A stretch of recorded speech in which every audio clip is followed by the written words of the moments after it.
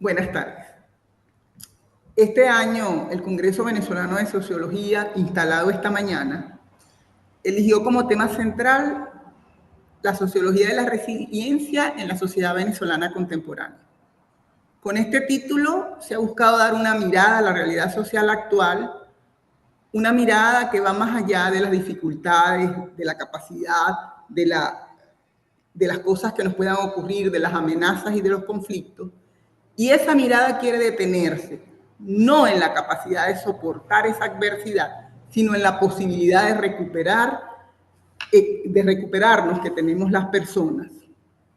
Y en función de eso, nosotros, cuando se nos pidió que organizáramos el panel de salud, decidimos titularlo Los escenarios y tendencias de salud en Venezuela, la resiliencia ante la crisis, porque queremos visibilizar, por una parte, la situación de salud en Venezuela desde diferentes miradas, para ver no solo lo que está ocurriendo en el país en esta materia, sino algunas ventanas que han abierto los representantes de la sociedad civil para coadyuvar a superar la crisis y que nos cuenten sobre los desafíos que se les han presentado en esta tarea. En este sentido, hemos estructurado el panel en dos partes. La primera busca saber qué ocurre en términos de disponibilidad, accesibilidad, aceptabilidad y calidad, porque estos son los 4 elementos esenciales fijados por el Comité de Derechos Económicos, Sociales y Culturales a través de lo que se llama la Observación General 14, para evaluar el cumplimiento del derecho a la salud. Ante esas premisas, quienes nos manejamos y trabajamos los temas vinculados a la salud nos preguntamos cómo funcionan los servicios públicos de salud en Venezuela, con qué recursos cuentan, los programas y servicios sanitarios en Venezuela, los públicos, garantizan los mínimos aceptables. Hay un acceso universal a los servicios. ¿Cuál es la oportunidad cuando una persona toca las puertas de un ente público en materia de salud? ¿Cómo afecta eso a los sectores más vulnerables de la sociedad venezolana? Por otra parte, siendo la concepción de la salud y el bienestar de lo que hablan los derechos humanos desde sus primeros momentos, no puede ser entendida esta sin revisar los parámetros relativos a la alimentación y a la nutrición. Y así hemos querido indagar cuál es la situación del país en materia alimentaria. ¿Hay hambre? ¿Hay inseguridad alimentaria? ¿Hay desnutrición o malnutrición en Venezuela? El Estado venezolano garantiza la disponibilidad y accesibilidad de alimentos en términos de calidad y cantidad suficientes para satisfacer las necesidades alimentarias de la población venezolana. Para discutir sobre estas dos premisas, salud y alimentación, contamos con 2 especialistas en el tema. Los profesores Julio Castro, que dicen los datos en salud, y Marianela Herrera, que nos va a hablar del impacto de la desnutrición infantil en Venezuela. En la segunda parte, intentamos ver cómo se ha intentado ayudar a la población desde la sociedad civil a reconstruir esas capacidades perdidas, de acuerdo a los diagnósticos que han presentado estos 2 especialistas. Y para ello tenemos a Zoeli Subero, de ABESOC, y a Carmen Elena Brito, de CANIA. Cada panelista contará de 15 minutos, no está escrito en piedra, y finalizada la ronda inicial, dejaremos abierto el derecho de palabra para que quienes así lo desean puedan intervenir o los mismos panelistas acotar sobre algo que les parezca. Como ustedes pueden ver, la composición de este panel no es aleatoria en ningún sentido, ni en competencias, credenciales, capacidades, ni en representación de género, porque somos nosotras las mujeres quienes generalmente, de manera mayoritaria, hacemos vida en estos espacios en el país. Para iniciar la discusión, hemos partido del hecho de que en el país, en materia de salud, reina una opacidad casi absoluta en materia de información pública que impide no solo una aproximación a la realidad sanitaria a través de los datos oficiales precisos y confiables, sino también a la posibilidad de diseñar políticas y programas que contribuyan a mejorar esa situación. Es por ello que hemos querido comenzar con el médico Julio Castro, quien lidera una iniciativa para visibilizar la situación de los servicios sanitarios públicos en el país y además tiene un dilatado y aquilatado recorrido profesional del que queremos destacar lo siguiente.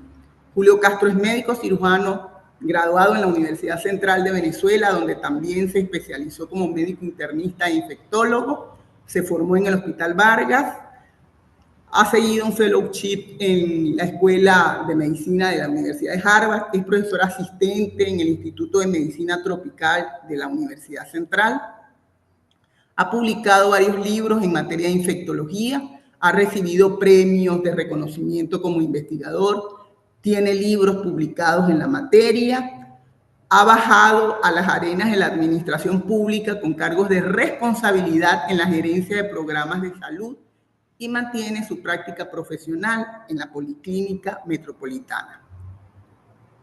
Doctor Castro, le escuchamos con muchísima atención. ¿Qué dicen los datos de salud en Venezuela? Gracias por la invitación. Me permiten compartir la pantalla para entregarles algunas láminas. Número uno, en este contexto del octavo Congreso Venezolano de Sociología, para mí es un placer estar aquí, gracias a la invitación a la licenciada Andy Delgado, y voy a utilizar un argumento medio literario en el tema de las palabras, y también es un orgullo para mí compartir con Sendas del Sendes, Marilena Herrera y algunas como Besoca, Soelía, Carmen Elena de Cania. Para mí es un honor estar compartiendo con estas importantes representantes del sector femenino, pero también del sector salud venezolano, al menos desde el sector de la sociedad civil y las organizaciones no gubernamentales, que yo también de alguna manera represento con Médicos por la Salud y la Encuesta Nacional de Hospital. Yo voy a tratar de dar lo que sería un screenshot, palabra ahora de la modernidad, del sector salud, porque el sector salud es suficientemente complejo como para aproximarse con él con 20 minutos, pero quiero darle unos pantallazos de qué es lo que está pasando, o al menos qué es lo que estamos viendo en el sector salud venezolano desde diferentes perspectivas.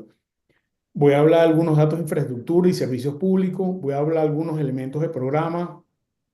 Voy a dar algunos datos internacionales sobre el tema de financiamiento y algunas pocas relacionadas con la gobernanza, muy enfocados en la coyuntura del sector salud venezolano, pero que hoy también tiene unos referentes internacionales, porque no podemos dejar de entender que la realidad de salud venezolano y la realidad del país venezolano hoy en día está vinculada directamente con lo que está pasando no solamente en Venezuela, sino en el mundo entero, no solamente en el sector salud, sino también en el tema político internacional. El primer elemento, ya lo comentaron, no hay datos oficiales del sector salud desde el año 2015. No hay datos de morbilidad, no hay datos de mortalidad, no hay datos de inversión, no hay datos de desempeño, no hay datos de calidad de servicio, no hay datos de prioridades, no hay datos de metodología. Creo que esto es uno de nuestros grandes problemas, y es algo que lamentablemente incide negativamente sobre el desempeño y el acceso al sector salud en Venezuela. Pero eso no ha sido óbice para que diferentes iniciativas desde la sociedad civil, desde organizaciones no gubernamentales, hayamos tratado como estrategia de tratar de darle vuelta a este tema y tratar de poner algunos datos, que algunos los voy a compartir con ustedes, que generamos a través de la Encuesta Nacional de Hospitales.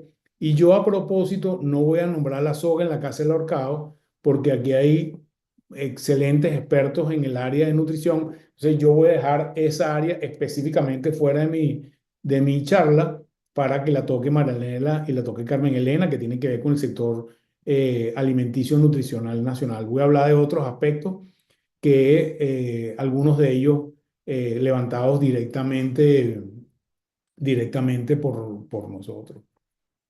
Yo, cuando le digo a mis estudiantes y en general a diferentes grupos, eh, un poco cómo analizar un sistema de salud, tienes que ver diferentes componentes: el recurso humano, los programas, el acceso, la infraestructura, etcétera, etcétera.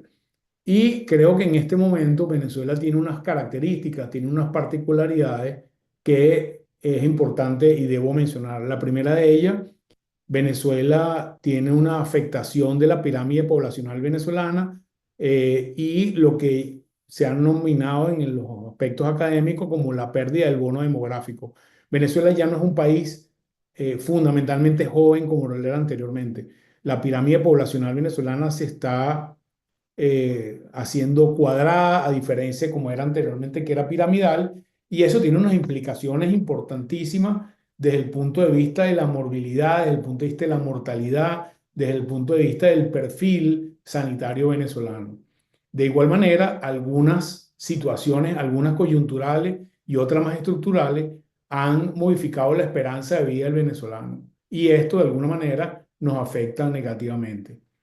Además de eso, tenemos lo que yo llamo una transición regresiva dual del perfil epidemiológico venezolano. Venezuela era un país que venía haciendo una transición desde enfermedades agudas, típicas de los países en vías de desarrollo, hacia un fenómeno de enfermedades crónicas típico de los países o las regiones ya desarrolladas, y de alguna manera producto de todo el cambio que ha habido o toda la desinversión, en mi opinión, en el sector salud, empezamos a ver una mezcla de enfermedades agudas que son típicas de los países en vía de desarrollo, con una mezcla importante de enfermedades del desarrollo, como son enfermedades crónicas y enfermedades degenerativas. Y esto es algo que nos afecta directamente. No puedo dejar de lado la migración, tanto externa como interna. Los movimientos humanos en el mundo hoy en día son un elemento fundamental para entender la perspectiva o el perfil de salud de cualquier país. Venezuela no escapa a ello. Y además eso, algunos efectos coyunturales que no podemos dejar de lado. Por un lado, la pandemia, que todavía sigue teniendo efectos, pero algunos impactos internacionales recientes, como el cambio o el retiro de, por ejemplo, Estados Unidos en la Organización Mundial de la Salud, la afectación de la inversión de campañas humanitarias, donde Estados Unidos ha tenido un rol importante en algunos aspectos que voy a comentar solamente lado. Todo esto nos afecta, pero creo que el gran primer driver de nuestra realidad epidemiológica venezolana es una nueva realidad económica. Venezuela es un país pobre hoy en día. Pasamos de un Producto Interno Bruto que estaba en los miles de dólares a miles cortos, inclusive cientos en determinado momento. Es decir, hoy en día la Venezuela Saudita se acabó y esto tiene un impacto directo sobre lo que es nuestro perfil epidemiológico y sobre el perfil de inversión en salud en el sector salud venezolano. Esto implica en nosotros cambios importantes en los modelos de decisión, cambios importantes en el enfoque de los programas, cambios importantes en toda la perspectiva de salud que deberíamos tener en la región, pero en particular en Venezuela, y esto es una realidad que si no asumimos vamos a tener severos problemas para la interpretación de los datos y la realidad. Históricamente, la salud o la forma como ver los gobiernos o los estados la salud se ha comportado como un ecualizador de inequidad de oportunidades, en particular en América Latina. Además de eso, debería ser un generador y un vigilante de las políticas nacionales y subnacionales, y debería ser una garantía de mantenimiento de las premisas y acuerdos sociales con las que viven los países y las regiones. Y esto tiene una connotación directa de cómo invierte el Estado o los gobiernos en esa visión que tiene el Estado y el gobierno sobre la protección de los vulnerables. Creo que las modificaciones de este contrato han hecho parte de los problemas en los cuales estamos inmiscuidos hoy en el sector salud, y para nadie es un reto, ni siquiera para los países desarrollados, el tema del papel del Estado en la salud, de cómo se financia, hasta dónde llega su responsabilidad, cómo es la matriz de financiamiento del sector salud, porque aún, como le dije, en los países del primer mundo, en los países industrializados, desarrollados, ninguno tiene una chequera infinita. Es decir, los recursos, aún en los países ricos, es limitada. Esta discusión hace que en los países pobres debería ser más crítica todavía, porque tenemos mucho menos recursos y por lo tanto la asignación, las prioridades y el financiamiento del sector salud debería tener una metodología mucho más acuciosa porque los recursos son más escasos. Lamentablemente no es así y eso es parte de las dificultades que estamos yendo hacia adelante. ¿Qué dicen los grandes datos? Voy a hablar de los datos de mortalidad materna, mortalidad infantil que tenemos disponible o que hemos ido de alguna manera construyendo, porque no hay datos oficiales, como dijimos anteriormente, las causas de muerte y las causas de enfermedad. Y me voy a referir a una publicación que hicimos en Lancet ya hace un par de años y donde se evalúa por diferentes metodologías, por diferentes indicadores que apuntan hacia el mismo lado, dos aspectos fundamentales que son la mortalidad materna y la mortalidad infantil. ¿Por qué? Porque estos dos indicadores, porque estos indicadores en conjunción nos dan una idea global de cómo está la situación de salud del venezolano. Más allá de lo que indica de cuántos niños se mueren y cuántas madres se mueren, estos indicadores engloban una serie de gestiones relacionadas con el sector salud que tienen que ver con la atención preventiva, la inversión general en el sector salud, la situación de los hospitales, la situación de la atención primaria y la atención de nutrición de estos personajes que están incluidos en estos dos indicadores. Y como ven en la parte superior del gráfico de la izquierda, han estado aumentando tanto la mortalidad materna como la mortalidad infantil, en unas proporciones que no tienen comparación en la región, ni tampoco tienen comparación en el mundo entero. Es decir, el nivel de retroceso y deterioro de la mortalidad materna y la mortalidad infantil es comparable con Haití. No hay otro país referente en la región que tenga este grado de deterioro que sobrepasa el 20-25% interanual desde el año casi que 2010 en adelante. Y esto es un impacto que no solamente en términos de magnitud, sino en términos de tiempo, es un referente por lo terrible en la región. Si vemos el gráfico del lado derecho y lo comparamos con la inversión como porcentaje del Producto Interno Bruto en salud y gasto en salud general del Estado, que ha venido bajando de una manera muy importante, encontramos la primera causa o el primer gran determinante del deterioro del sector salud en Venezuela. La desinversión en el sector salud es un hecho notorio y vamos a ver algunos datos de eso, de datos internacionales de la Organización Mundial de la Salud y del Banco Mundial, y es imposible tener un buen desempeño en el sector salud si no invierte la cantidad de dinero que necesitas, y cuando eso lo traduces a el ingreso per cápita o a la inversión per cápita, vemos que Venezuela probablemente está entre los últimos, si no en el último, en algunos momentos de inversión del sector salud a nivel regional. Y esto es una gran tragedia. Más allá de la discursiva gubernamental de que se ha invertido sumas masivas de dinero en el sector salud, en la realidad es justo lo contrario. Y esto es probablemente uno de los grandes determinantes del deterioro de los indicadores de salud que tenemos hoy en día, liderizados por el tema de la mortalidad materna y la mortalidad infantil, que no son los únicos, pero digo, son un buen representativo o un reflejo muy importante de la situación de salud de los venezolanos en Venezuela. En el gráfico de la izquierda estamos viendo los datos de la progresión de mortalidad general en Venezuela desde el año 1940. Vemos cómo la mortalidad en Venezuela cayó hasta finales del siglo XX y principios del siglo XXI empieza a aumentar progresivamente. En relación a lo que les comentaba de magnitud y tiempo, esta magnitud nos hace regresar a, se los voy a señalar aquí, nos hace regresar al año 2000 de la primera década a niveles de 1964, que fue el año en el que yo nací. Es decir, lo que recuperamos en 40 años, lo perdimos en 15. ¿Ok? Y esto es un retroceso brutal en términos de indicadores de salud en el país.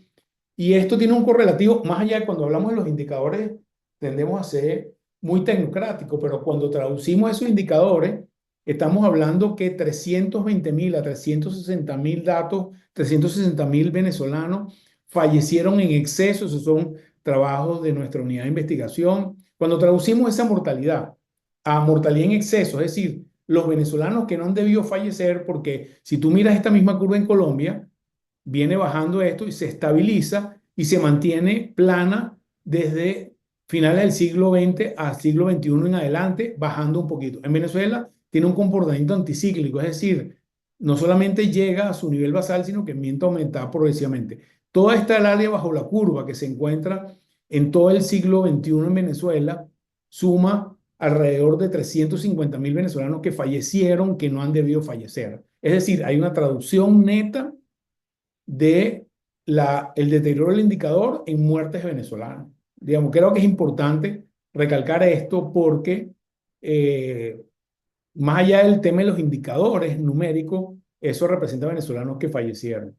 Cuando vemos a qué enfermedades estamos hablando, son enfermedades crónicas y enfermedades metabólicas, cáncer, diabetes y enfermedad cardíaca, enfermedad cardiovascular. Es decir, la gran carga de enfermedad de muertes en exceso desde el siglo XXI en Venezuela obedece a enfermedades crónicas que lamentablemente tienen una mayor carga de enfermedad y requieren mayor inversión. En Venezuela en este momento, eso lo conecto con el tema de programa, no hay un programa de enfermedades crónicas, no hay un programa de apoyo al hipertenso, no hay un programa de apoyo a los diabéticos. Estas enfermedades tienen que ser financiadas con el bolsillo del venezolano. Lo mismo con cáncer. La capacidad de diagnóstico temprano del cáncer y de tratamiento está severamente comprometida en nuestro país y eso produce un efecto neto no solamente en enfermedad, sino en muerte taxativa que está allí y que nosotros deberíamos tratar de revertir de alguna manera. El sector salud no solamente tiene los hospitales, tiene la atención primaria también y los programas, pero les voy a enseñar los datos de lo que monitorea la encuesta nacional de hospitales que tienen que ver con infraestructura, abastecimiento, servicios, seguridad, calidad y eventos adversos. Solamente les voy a poner un pantallazo de algunos. Quienes quieran pueden entrar a la página web de la encuesta nacional de hospitales y pueden descargar los informes que tenemos, informes trimestrales, informes semianuales, informes anuales con datos del 2018. Y les voy a poner algunos datos en contexto con un análisis de las tendencias. Uno de los temas es el abastecimiento de emergencia. Nosotros creamos un índice, que es el índice de desabastecimiento de emergencia. Decidimos con expertos en el área de emergencia los 15 ítems más importantes que tienen que estar a juro y porque sí en cualquier emergencia de cualquier parte del mundo. Y sobre esos 15 ítems medidos semanalmente, desde el 2018, medimos el índice de desabastecimiento. Ahí ven los datos en el lado derecho de 2023 y 2024. Si vemos la tendencia de 2017, 2018, probablemente el menor momento, fue bajando y empiezan a aumentar de nuevo. Es decir, en este momento, que fue muy asociado a la emergencia humanitaria compleja, encontramos que se estabiliza y empieza a deteriorarse progresivamente desde finales, último cuatrimestre del 2024 y pareciera que vamos a un aumento del desabastecimiento que afecta fundamentalmente medicamentos de alta prevalencia, asma, enfermedad con cáncer, con analgésicos mayores, hipertensión y diabetes son donde hay mayor porcentaje de desabastecimiento. También la encuesta empieza a medir desde el año 2023 y 2024 otro fenómeno que de alguna manera da el trasto con el concepto de la salud como bien social y gratuito que está escrito en nuestra Constitución. Empieza a haber pago por servicio de diferentes modalidades y aquí solamente incorporamos dos de ellas. La primera de ellas tiene que ver con esta lámina, es que el paciente cuando va a ir o a requerir una cirugía electiva, le mandan una lista de mercado donde el venezolano tiene que comprar una serie de insumos que tiene una traducción en dinero que el venezolano tiene que poner. Es decir, se tiene que meter la mano en el bolsillo y comprar insumos para poder ser operado. El hospital pone infraestructura, pone recursos humanos, pero los insumos tienen que ponerse de parte de los pacientes. Y esto suma en cálculos que nosotros hicimos a finales del año pasado, indexado a valor del dólar, estamos hablando en promedio entre 100 y 300 dólares para una cirugía que son cirugías electivas, la mayoría de ellas cirugías imprescindibles, pero electivas, en el contexto de los venezolanos.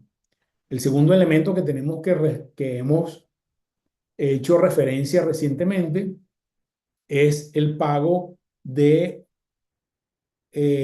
a personal del hospital en diferentes conceptos, que van desde el director del hospital hasta con horarios de médicos, enfermeras, que están de alguna manera disfrazados de algunos conceptos difíciles de explicar y pacientes que tienen que ir a operarse, por ejemplo, una cadera, tienen que desembolsar promedios de $2.000, $3.000, $4.000 en una institución que se supone que es una institución pública sin pago en nuestro país. Esto es un concepto diferente al concepto anterior.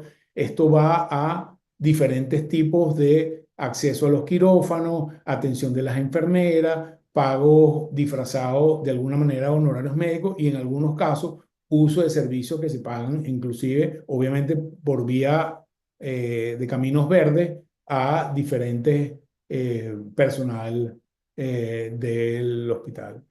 Evaluamos la operatividad de los servicios y vemos una tendencia que se ha sido persistente, es que estudios que son de cierta complejidad como tomografía y resonancia magnética, todavía 70% de los hospitales del país, estamos hablando de los hospitales capitales de estado, no lo tienen. Laboratorio todavía 50%, estos son datos de finales del 2024, todavía 50% de los hospitales no tienen laboratorio funcionando 24 horas al día. Y siempre hemos hecho énfasis en dos aspectos centrales: el aspecto de infraestructura, que son la disponibilidad de agua y electricidad. Todavía casi 60% de los hospitales no tienen agua corriente en unidades de emergencia y pabellón en todo el país, y hay casi 50 y tantos por ciento de los hospitales reportan fallas eléctricas reportadas semanalmente. Sobre lo único que hemos visto alguna avance es que las fallas, las muertes coincidentes con la falla de electricidad han venido disminuyendo sustantivamente y obedece a que buena parte o uno de los programas de la ayuda humanitaria que tenía que ver con plantas de soporte de electricidad a unidades específicas como terapia intensiva y emergencia han seguido funcionando y ya no vemos esas muertes asociadas a la falla eléctrica, porque las plantas eléctricas, que fue un programa, como le dije, muy institucionalizado de la ayuda humanitaria, entregó plantas casi a todos los hospitales del país. Por lo tanto, esa situación de alguna manera se mantiene estabilizada o se subsanó al menos con una solución temporal. Igualmente, hemos reportado un fenómeno que ha sido recurrente, que es la violencia intrahospitalaria, es decir, las presiones o actos de violencia hacia el personal de salud desde familiares, personal de seguridad de los centros de salud, grupos paramilitares o parapoliciales y por fuerzas de seguridad del Estado, que de alguna manera afectan la seguridad del personal de salud en cada uno de nuestros hospitales. Esto en relación a una panorama muy rápida del sector hospitalario. En relación a algunos comentarios que quería hacerle de los programas, y voy a utilizar solamente uno de ellos, que es el programa ampliado de inmunizaciones. En Venezuela, el año 2023 y 2024, todo el componente del PAI, el programa ampliado de inmunizaciones, fue financiado por la Alianza Mundial de Vacunas, que es una alianza internacional. Financió, desde el punto de vista del producto biológico de vacunas y con algo de asesoramiento, a través de la Oficina Sanitaria Panamericana, todo el país 2023-24, con el compromiso de que el Estado venezolano iba a asumir el financiamiento de una ampliación de la canasta de vacunas, en primera fase rotavirus y neumococo, y en segunda fase VPH. Eso lamentablemente no se ha cumplido. Seguimos con el mismo país de 2023-2024 y debería garantizar el financiamiento del país de la en adelante. Yo no tengo información de qué está pasando en el 2025, pero sospecho que de alguna manera sigue más o menos la misma situación. Persiste una deuda con el Fondo Rotatorio de Venezuela, lo que no permite que el Estado venezolano acceda a las vacunas con precio porcentual del Fondo Rotatorio, a pesar de que ha habido unas propuestas formales de pagar la deuda del Fondo Rotatorio con fondos venezolanos que han sido descongelados transitoriamente para tener el beneficio de poder acceder al Fondo Rotatorio. Hay la posibilidad de que los programas de tuberculosis, malaria y VIH que están financiados actualmente por el Fondo Global puedan estar comprometidas con la decisión del gobierno de los Estados Unidos de normatizar, regularizar o evaluar su disponibilidad de fondos de ayuda humanitaria a nivel mundial. En relación a algunos aspectos de gobernanza, yo quiero comentarles que ha habido unas modificaciones en los últimos años en el Ministerio de Salud, en las cuales ha habido una modificación de la estrategia relacionada con la territorialidad. Se han tratado de sustituir, no completamente, pero sí parcialmente, el concepto de los distritos sanitarios por una nueva definición que se llama ASIC, que son las áreas de salud integral comunitaria. Lamentablemente, los ASIC y los distritos sanitarios no tienen el mismo concepto territorial geográfico que tenían anteriormente, porque los distritos sanitarios estaban muy pegados a la distribución de municipios y parroquias en Venezuela. Los ASIC no. Los ASIC tienen otra estructura de aglomeración y eso genera unas inequidades o unas distorsiones, en mi opinión. El primero de ellos es que los distritos sanitarios tienen un denominador poblacional taxativo exacto, es decir, el distrito sanitario número 4, que es el distrito sanitario del municipio Sucre del estado Miranda, tiene un número de pobladores de 750.000 personas. Los ASIC que los sustituye, que tienen una conformación diferente, no tienen ese denominador, al menos no lo conozco, o al menos nadie lo conoce. Y cuando tú conectas el Programa Nacional de Vacunación a un ASIC, tú tienes una meta difusa, a diferencia como era antes, que era una meta clara. La meta clara es que tú tienes que llegar de los 800.000 venezolanos que vivían allí o sucrenses que vivían en el municipio de Sucre, el tanto por ciento eran niños y tú tenías una meta exacta numérica. Hoy en día esas metas se difuminan y creo que es uno de los causantes de que nuestro país tenga cobertura modestas o mediocres. Y otro de los elementos que tiene que ver con política o con P minúscula es que la designación de las cabezas de los ASIC obedece a razones fundamentalmente político-partidistas y no necesariamente técnicas como era el distrito anteriormente. Entonces, creo que esto genera un tema de la gobernanza compleja en el microestado, o digamos, en la división más pequeña de la territorialidad venezolana, que nos crea una distorsión importante. Y siguen existiendo ya en lo macro múltiples prestadores de salud del sector gubernamental sin una coordinación y política unitaria. Ministerio de Salud, Seguridad Social, gobernaciones de los estados, sanidad militar, sistemas de salud subnacionales municipales, etcétera, etcétera, que coexisten en la misma área geográfica y no tienen una coordinación, a pesar de que en teoría hay un sistema único de salud, pero cada uno un poco hace lo que le parece. Aquí le pongo la definición que está en la página web del Ministerio de Salud de las áreas de salud integral comunitaria que tienen estas particularidades, lo pueden chequear en la página del Ministerio de Salud. Finalmente, ya para terminar, en el aspecto de lo que tiene que ver con el gasto de salud, esto es la página de la Organización Mundial de la Salud, el perfil de Venezuela.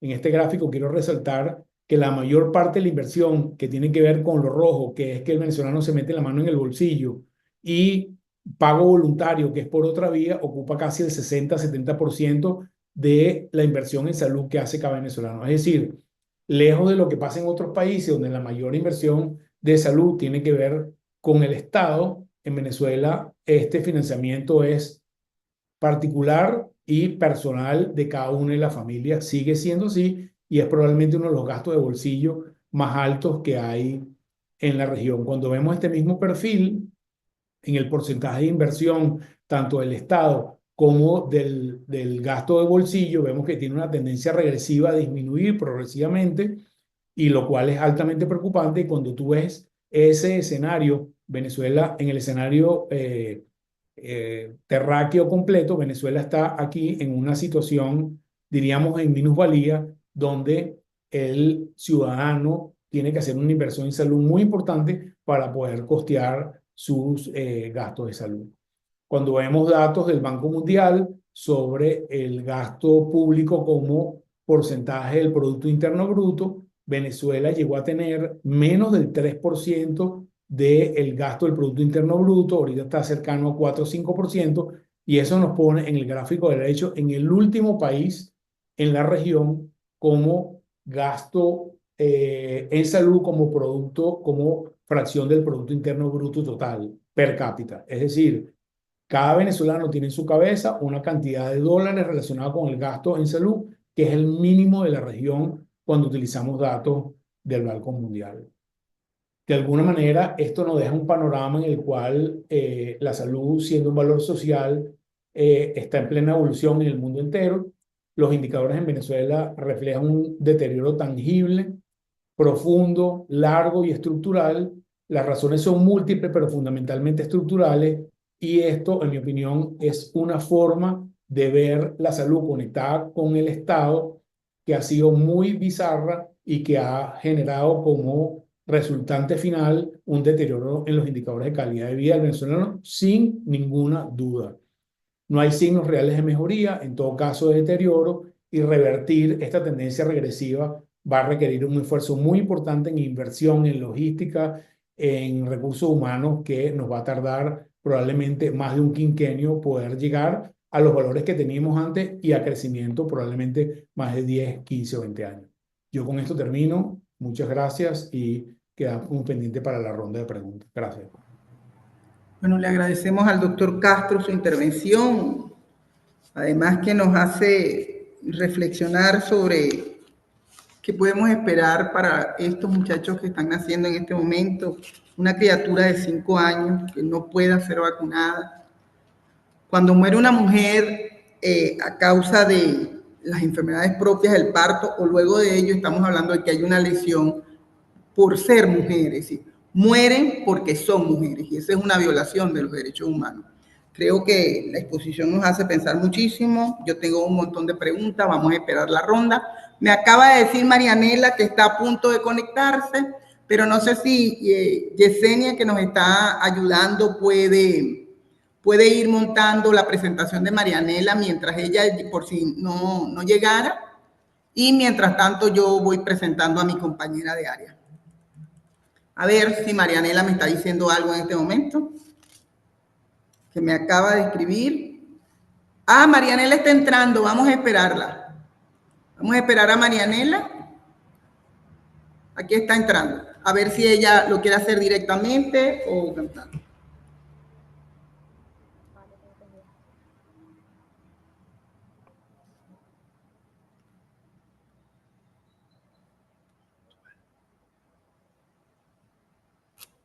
A ver.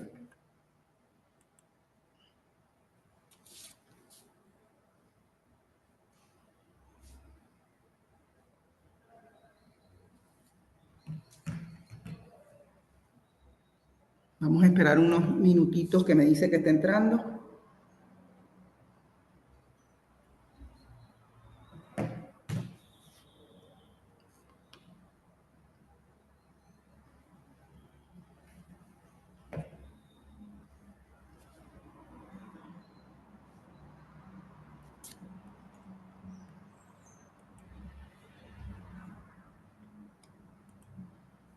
Bueno, mientras esperamos a Marianela, yo se las voy a ir presentando.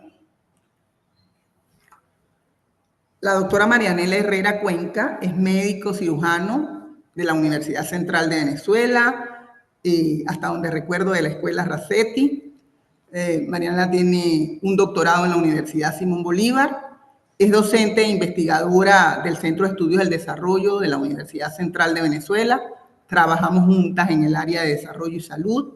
En este momento, Marianela es profesora de la Framingham State University en Massachusetts, es profesora adjunta de la Simmons University, también en Boston, es directora del Observatorio Venezolano de la Salud, es miembro del Consejo Directivo de la Fundación Bengoa para la Alimentación y Nutrición, es miembro correspondiente de la Sociedad, es miembro correspondiente nacional número 30 de la Academia de Medicina de Venezuela y de la Sociedad Venezolana de Puericultura, de la Academia de Nutrición y Dietética de los Estados Unidos, es expresidente de su filial internacional y del Consejo de Investigaciones. Marianela cuenta con más de 100 publicaciones arbitradas en revistas nacionales y extranjeras, ex jefe de grupo del trabajo global sobre seguridad alimentaria de Academia de Nutrición y Dietética, Yo tengo una relación muy cercana con Marianela porque somos compañeras del área de desarrollo y salud en el CENDES, además de que si fuera poco cumplimos años el mismo día. Esperemos un instante a Marianela, que me dice que aquí está, que se está conectando, y la escuchamos. Aquí estoy. Marianela, ¿me oíste? Sí, sí te escuché. Me demoró un poquito porque, bueno, a veces el Zoom es un poquito... Nada, llega a tiempo para escucharte, Marianela.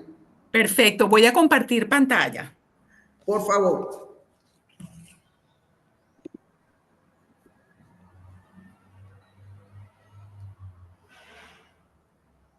Ok, entonces, ¿pueden ver Sí. la pantalla? Bueno, muchísimas gracias al comité organizador, a nuestra querida Andy Delgado por hacer este trabajo maravilloso de poner esto todo junto en este panel. Muy honrada de estar con ustedes. Voy a enchufar mi computadora para no tener ningún problema durante esto. Por eso me van a ver que me voy a agachar un momento y vuelvo con ustedes. Y bueno, vamos a hablar un poco del impacto de la desnutrición infantil en Venezuela.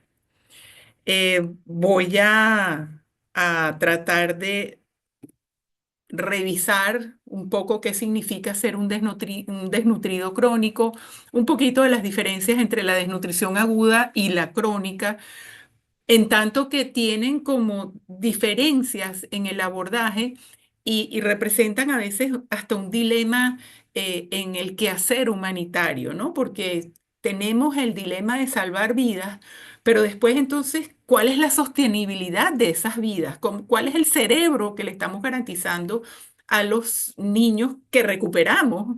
Y en semanas atrás, asistía yo a una conferencia del Congreso Mundial de Nutrición, Crecimiento y Desarrollo, donde un experto describía que realmente, aunque recuperas al niño de la desnutrición aguda severa, 30 años más tarde puedes ver el impacto en el cerebro de la persona, el impacto en el bienestar de la persona. Vamos a hablar también un poquito de los efectos del solapamiento de las crisis, el retardo del crecimiento de la talla de edad, además como indicador de capital humano y algunas sugerencias que esperamos sean de utilidad. Un poco para comenzar el curso vital que consiste en nacer, crecer, reproducirse y donde debe haber un cierre, tiene que abordarse hoy en día desde la visión del acompañamiento que la salud y la alimentación tienen para cada etapa de la vida, ¿no? Y que el hecho de que cuando estoy naciendo comienza el proceso de envejecimiento tendrá un valor indescriptible en el abordaje de esa nueva iniciativa que tiene la Organización Mundial de la Salud, que es el envejecimiento saludable, y tratar al envejecimiento no como una enfermedad, sino como un proceso natural donde esperamos que la gente pueda tener un resultado de su vida en términos biológicos, psicológicos e intelectuales, donde pueda dejar su legado y se puedan más bien manejar las enfermedades crónicas, ¿verdad? De una manera mucho más prevenible y mucho más sostenible en el tiempo para permitir la calidad de vida del adulto mayor, cosa que no siempre se logra. Y aquí uno de los pilares fundamentales y que tuvimos el grato placer de entrevistarlo para un artículo de la revista Cuadernos del CENDES, por cierto, hace algunos años, al doctor Harold Alderman, pionero en el Banco Mundial de estos estudios de prevención al inicio de la vida. Y es uno de los pilares fundamentales que nos habló de que cada dólar invertido en el bienestar al inicio de la vida va a tener una repercusión importantísima al final de ella. Entonces él habla en su artículo y también pueden leer en el artículo que está en la entrevista de Cuadernos del CENTES, si no mal recuerdo, del año 2012.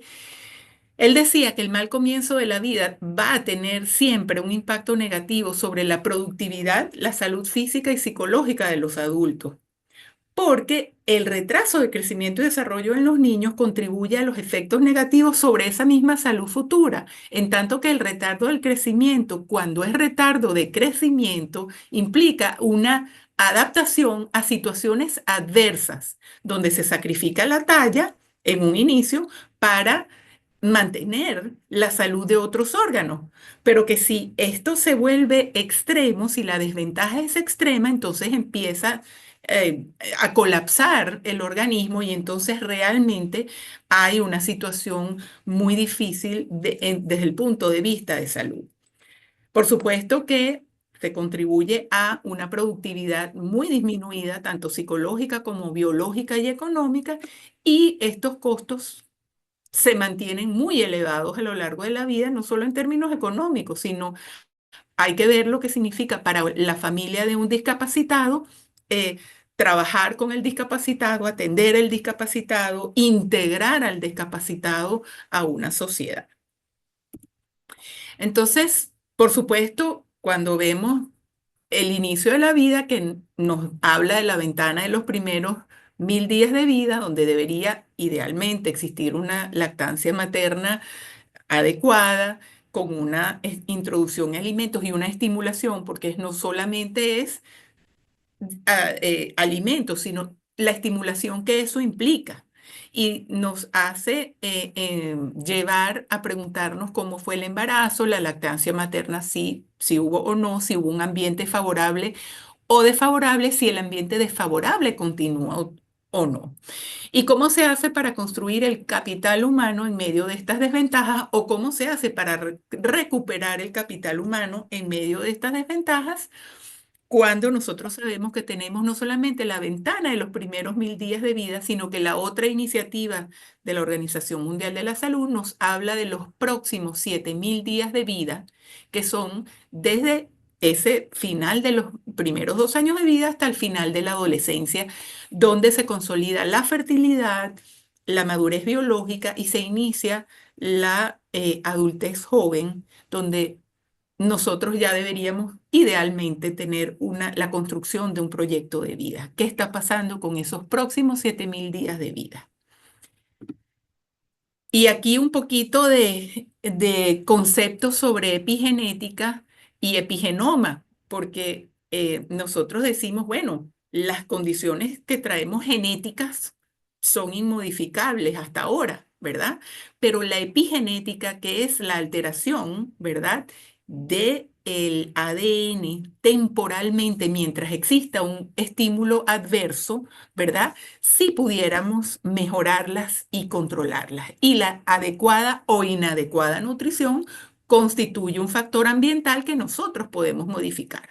Entonces, ¿qué pasa? Cuando desde antes de la concepción hay una inadecuada alimentación que continúa a lo largo del embarazo, que continúa in útero y que continúa después del nacimiento, pues entonces estamos enfrente de un caldo de cultivo que no nos va a permitir el desarrollo óptimo del nuevo ser humano. Y aquí vemos un poco más de las condiciones y del círculo vicioso intergeneracional y epigenético, cuando vemos la línea materna, por supuesto, mucho más estudiada que la línea paterna, y donde tenemos que entender que todo eso que le ocurre a la madre antes, durante y después del embarazo es importante no solamente para el nuevo ser, sino para ella, porque ella, si las condiciones de desventaja continúan después del parto, esa etapa posparto se convierte en preconcepcional para un segundo o tercer embarazo. Y las líneas paternas, menos estudiadas, pero igualmente importantes, nos hablan de una espermatogénesis, que es un proceso sumamente sensible. La espermatogénesis ocurre cada entre 4 semanas, 28 días, 31 días aproximadamente, y es sumamente sensible a la exposición a estímulos externos igualmente, donde el hambre es un estímulo, ¿verdad? Que puede tener una influencia negativa epigenética en ese material de esperma, ¿verdad? Que es el encargado de fecundar un óvulo. Ahí teníamos en meses anteriores el reporte de un muchacho venezolano que en el Reino Unido no lo dejaron donar esperma porque venía de un país donde potencialmente él había estado expuesto al hambre. Entonces, estas líneas paternas y maternas, estos modos de transmisión epigenéticos que pueden durar durante varias generaciones, si los estímulos no se terminan, entonces pueden tener un impacto enorme en la salud de las futuras generaciones. Y un poco, ¿qué es la desnutrición aguda y qué es la crónica? La desnutrición aguda es causada principalmente por un aporte calórico insuficiente e inmediato. Entonces, por eso es que ustedes ven la preocupación acerca de la desnutrición aguda, no solamente cuando hay déficit de alimentos en una situación prolongada como ha sido la crisis venezolana, sino que también van a haber desnutrición aguda, por ejemplo, cuando hay un desastre natural, un huracán, el aporte de alimentos está interrumpido, la disponibilidad de alimentos se interrumpe y podemos tener, sobre todo en población vulnerable, una desnutrición aguda inmediata a consecuencia de esto, ¿verdad? Entonces, tenemos algunos parámetros para medirlas, que son el peso para la talla, que ubicamos dentro de las curvas de crecimiento y desarrollo. Quienes hayan ido a un pediatra habrán visto esas tablas donde los pediatras miden y colocan los puntitos para ir siguiendo el canal de crecimiento de los niños. Y dependiendo de la edad y las circunstancias, por ejemplo, un huracán, un desastre natural, a veces el peso para la talla también es de utilidad. Sin embargo, la desnutrición crónica se va a manifestar por el retardo del crecimiento en la talla para la edad. Por eso es que muchas veces cuando los niños no quieren comer al inicio de la vida, de repente le dicen al pediatra, es que ese niño no quiere comer, y el pediatra les dice, si él está creciendo en talla, ese niño está bien. Porque para sostener el crecimiento en talla, nosotros tenemos que llegar a los requerimientos adecuados, ¿verdad? Pero si estamos viendo un retardo de crecimiento es porque hay una ingesta insuficiente de forma permanente, inapropiada, que se acompaña a menudo de pocos nutrientes, vitaminas, minerales, y que puede tener unas consecuencias sumamente negativas en el desarrollo. Aquí vemos que cada una de las etapas, pues entonces, del curso vital se acompaña de eventos alimentarios. Al principio es la lactancia materna, después en los años escolares están los programas de alimentación escolar, donde la importancia del desayuno toma una gran relevancia, después la fertilidad, la productividad, y después en la adultez y en la adultez mayor tenemos pues unos requerimientos diferentes. Aquí vemos lo que constituye, según la comisión de Lancet, que ha venido trabajando de manera importante desde el 2013, todos estos factores, todo lo que es importante para que en términos materno-infantiles logremos un óptimo desarrollo. Agua segura, saneamiento, higiene, la salud de los adolescentes, acceso a la salud, educación y salud materno-infantil. Todo esto en conjunto nos asegura y nos garantiza un éxito en lo que es el desempeño en salud. Pero ¿qué pasa en Venezuela?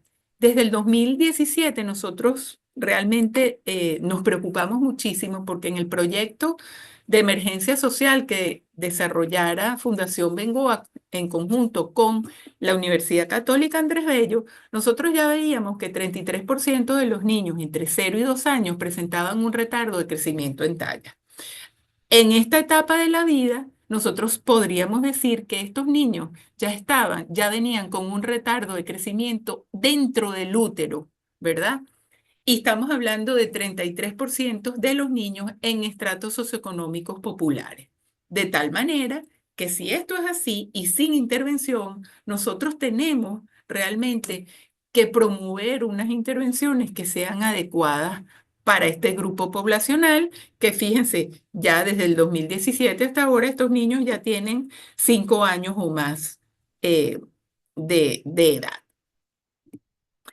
Aquí vemos en COVID 2019-2020, vemos la desnutrición aguda, la desnutrición crónica en niños de 5 años, según en COVID, según Cáritas, en distintos estudios. Y un detalle que nos daba nosotros en Fundación Bengoa, estábamos encontrando desnutrición aguda en niños de edad escolar, entre 6 a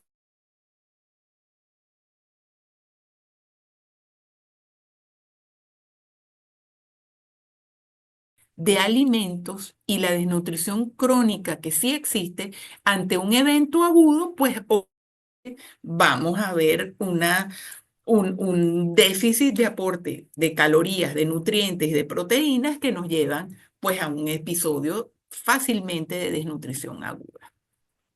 Aquí se hizo una predicción de la desnutrición aguda para el año 2020 con los datos que se tienen, y todavía continuamos adaptando porque como no tenemos más datos nacionales, entonces hemos intentado hacer este seguimiento con algoritmos y lo que se conoce hoy en día como la arquitectura de las redes neuronales para el machine learning, que nos daban, ¿verdad? Una serie de datos que les muestro todos estos gráficos medio complejos para que ustedes puedan ver el proceso que se utilizó y la metodología que se utilizó para decir que teníamos un estimado de 20,5% de prevalencia de desnutrición aguda en niños de 0 a 5 años para el 2020. Eso nos habla de de un porcentaje realmente alarmante, porque nosotros después de 15% empezamos a mirar, ¿verdad? Según las metodologías de abordaje de las emergencias humanitarias, empezamos a decir que hay alarma en esto. Entonces, para el 2020, esto que estaba en medio de la pandemia, que teníamos un solapamiento de una crisis sobre otra, era muy grave. Ahora, ¿qué pasa? Vamos a ver qué tenemos aquí en lo que llamamos nosotros zona Petare 1, zona Petare 2. Fíjense, nosotros empezamos a ver un, una desnutrición crónica, ¿verdad? Un poquito menor en los niños, sobre todo esto, los tenemos metidos todos porque llegamos al entendimiento que a la madre no le puedes negar la atención a uno de sus hijos, sino que la madre te llega a un comedor, ¿verdad? Y te dice, mira, yo tengo mi niño de 2 años, pero yo le tengo que dar comida a mi hijo de 7 o de 9. Desde el punto de vista ético, ¿cómo le dices, no te voy a dar comida? Tenemos que darlo y los medimos y los tallamos. Entonces, de esos niños, 22,2% tenían una desnutrición crónica en talla-edad, 5,6% con desnutrición aguda moderada y en riesgo de desnutrición aguda, 16,7%. Pero algo interesante, las madres comienzan a presentar un fenómeno que se llama la doble carga de la malnutrición. Fíjense que la misma proporción de madres, 27,3% tienen bajo peso, pero 27,3% están obesas. ¿Y será que entonces porque están obesas están comiendo mejor? No, hay una obesidad asociada a la inseguridad alimentaria porque están comiendo alimentos ricos en calorías que son más baratos y que son lo que pueden comer.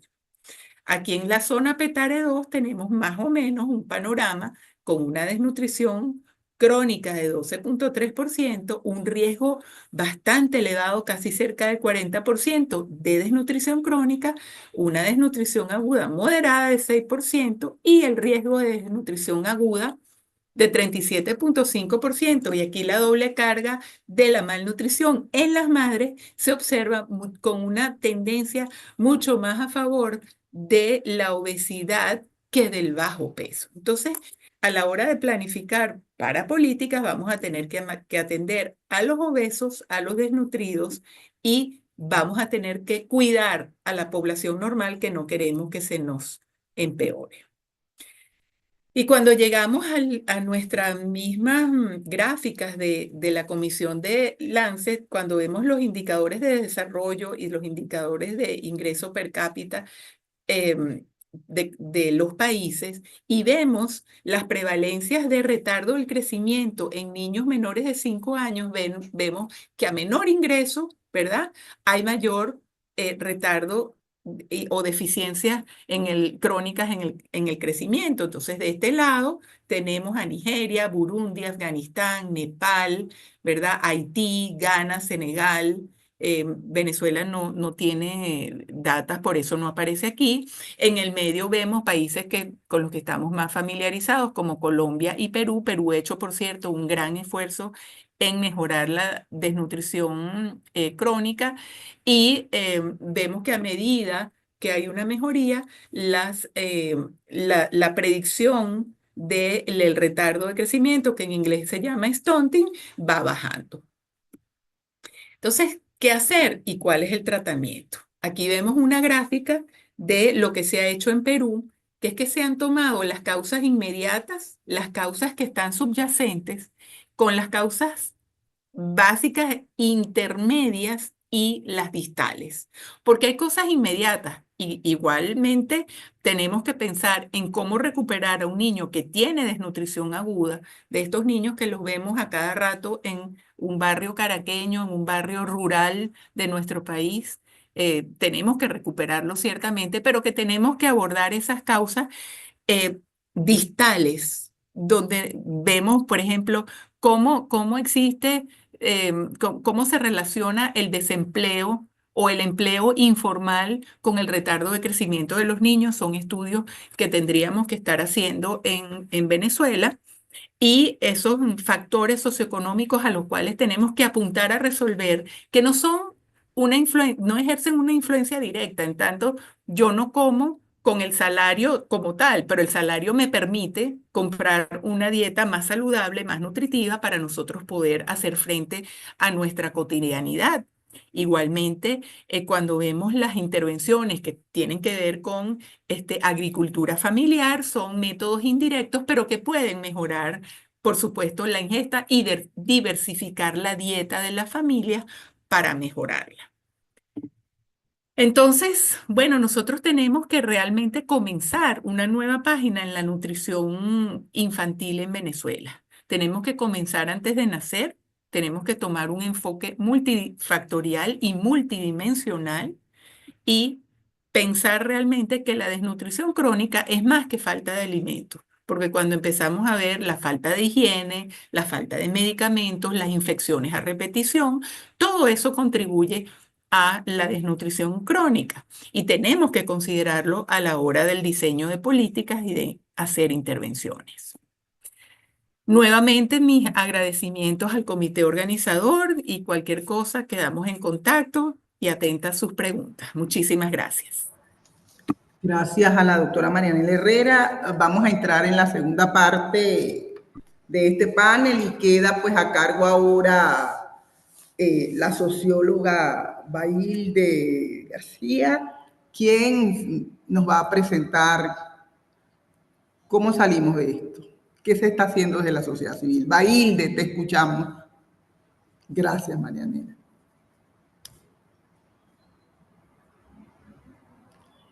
Bailde. Ah, ya está llegando Mauricio Fela. Bailde. ¿Será que se salió? Se nos salió Bailde. Déjenme ver en el teléfono si se fue. Sí, no, está, pero tiene apagado su micrófono. Ahora sí. Ahora sí me escuchan. Por favor. Ahora sí. Bueno, yo creo que tenemos la mesa servida con estas dos brillantes presentaciones, empezando por el doctor Julio Castro, que desde el concepto más ontológico y más profundo de la resiliencia, cómo vemos los escenarios y desafíos de nuestra salud en forma general en Venezuela. Ahora, él nos genera muchísimas inquietudes y a mí particularmente me da así como un reflexionar sobre muchísimas reflexiones, entre las cuales yo pienso que él acuña un concepto que tradicionalmente cuando se habla de los indicadores convencionales, muy poco se toca. Él lo toca, pero que por razones de tiempo no lo pudo ampliar, que es el valor de las políticas públicas en salud y cómo de ahí se desprende la planificación estratégica. Y a su vez toca un punto medular que me encantó que lo haya tocado, que es el papel histórico de los distritos sanitarios como unidad de análisis y de gestión a nivel local. O sea, y es importante acuñar de que Venezuela fue el pionero en diseñar este modelo de distrito sanitario para América Latina. Nosotros tuvimos la oportunidad de recibir personas a través de la Organización Mundial de la Salud a venir a observar el funcionamiento de estos distritos sanitarios. Entonces, esa ruptura del concepto de planificación local en salud, donde hay un componente que es la geoespacialidad estratégica para comprender la situación social y de salud de las comunidades, genera muchas inquietudes. Luego pasamos con la doctora Marianela, que llega, a mí particularmente me pone, me paran los pelos oír datos y reflexiones serios, científicos, de cuál es el escenario que tenemos y cuáles son las generaciones perdidas que tenemos en nuestro país en cuanto a la situación nutricional. Bueno, teniendo este banquete, ahora entonces nosotros nos preguntamos cómo salir de esta situación. Obviamente, un problema estructural, pero sí tenemos, como decía Andy al inicio, algunas ventanas que se abren desde la sociedad civil que nos ayudan a comprender y a buscar alternativas de solución. Entonces, tenemos, para empezar, a Zoeli Subero Rincones. Ella es licenciada en educación, egresada de la Universidad Católica, con especialidad en ciencias sociales, especialista en gerencia de proyectos, tiene algunos diplomados en gerencia comunitaria, pero actualmente es la directora general de la Asociación Venezolana de Servicios de Salud de Orientación Cristiana, AVEXO. Y acá es bien importante el papel de ella cuando uno lee su resumen curricular, que esa visión de los servicios locales de salud, más que la prestación de un servicio clínico, está anclado en una visión humanista de desarrollo humano. Entonces, en ese sentido, vamos a escuchar directamente de parte de ella cuál ha sido la experiencia de esta organización. Adelante, Zoeli. Muy buenas tardes a todos. Yo voy a colocar mi presentación. Me avisan si pueden verla. ¿Sí logran verla en pantalla completa? Solo para... Sí, sí se puede ver. Sí. Ok, bueno, en principio agradecida por el espacio.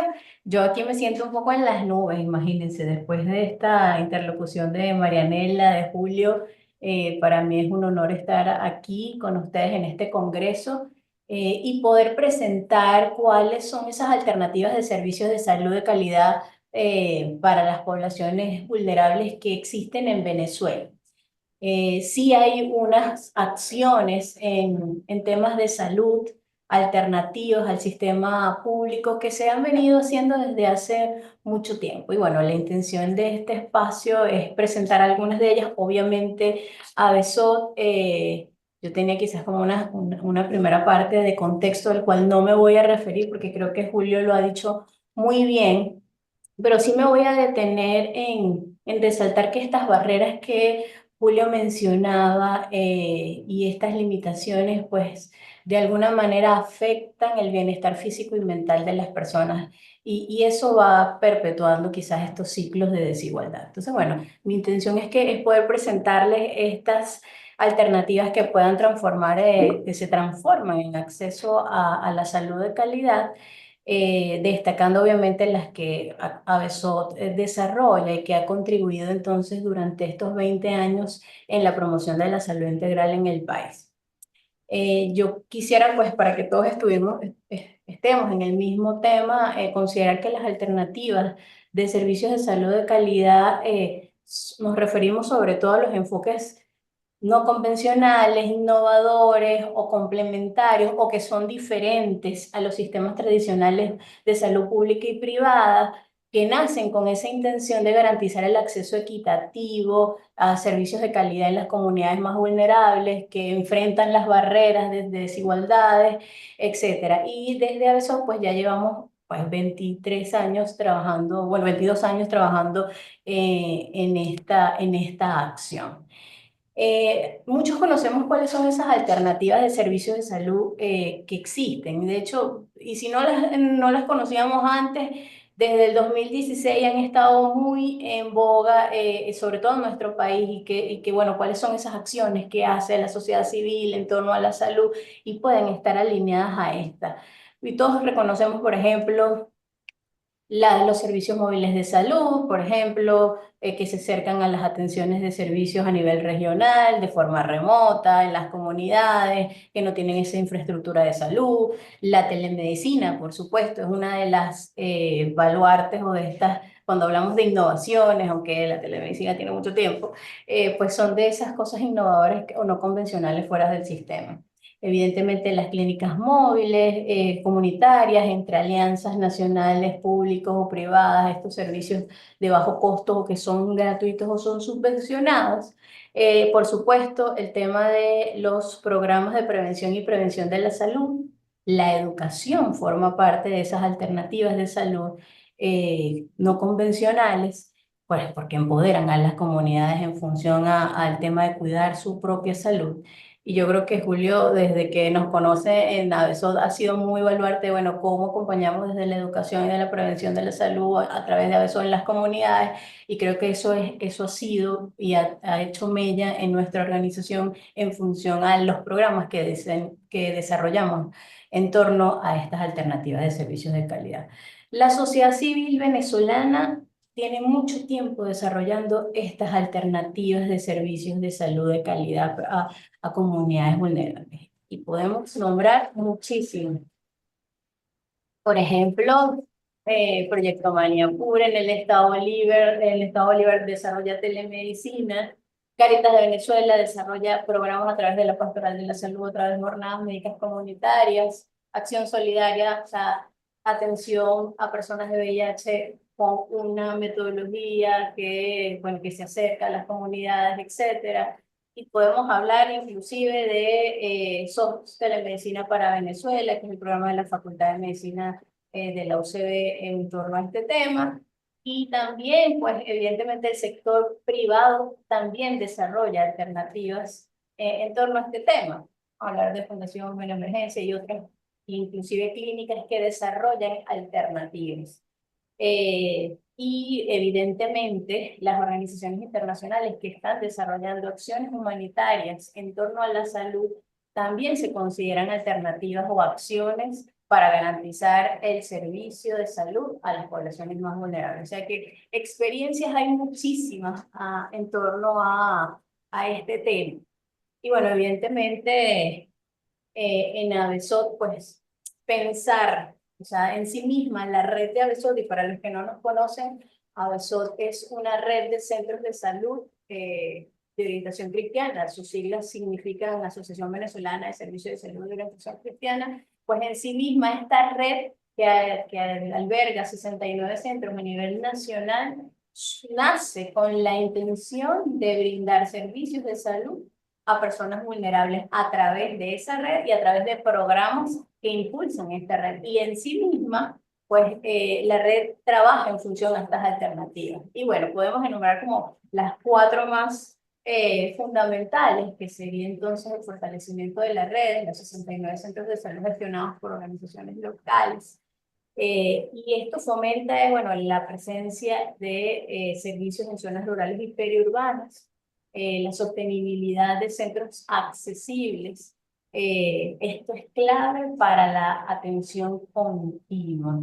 Y yo creo que me conecto con lo que decía Marianela de, bueno, cómo la misma ayuda humanitaria, pues, de alguna manera, pues, nos va teniendo ese doble pensamiento de, bueno, asisto, pero que luego qué capacidades quedan en las comunidades, por lo menos en torno a la salud, es bastante complejo. Le siguen, pues, evidentemente, las movilizaciones de recursos. Las alternativas van acompañadas de estas movilizaciones de recursos, ya que, bueno, la red colabora con organismos nacionales e internacionales, ONG y organizaciones religiosas para obtener insumos médicos y medicamentos para las comunidades, pero sobre todo también para financiar programas de atención médico gratuitas o subvencionadas. ¿Okay? Y esto se traduce, bueno, ya lo van a ver más adelante cuando les presente a eso en qué programas. Luego, quizás como de tercero, la atención integral adaptada. Estos, cómo adaptamos la atención en contextos, por ejemplo, de población indígena y población migrante. Bueno, esto va, pues, en la capacitación de personal que trabaje en estos entornos diversos y en diseños de programas adaptados a las particularidades culturales. Entonces, esto es vital. Pero quizás lo más resaltante de estas alternativas tiene que ver con el fortalecimiento del enfoque comunitario. ¿Okay? Esto es vital.